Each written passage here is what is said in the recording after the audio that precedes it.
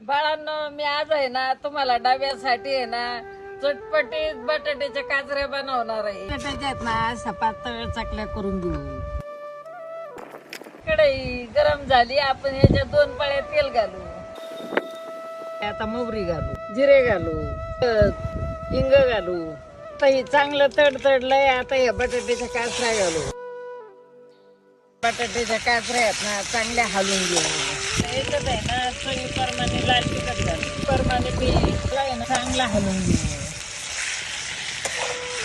आता याच्यामध्ये आहे ना थोडं शेंगदाण्याचा कूट घालू,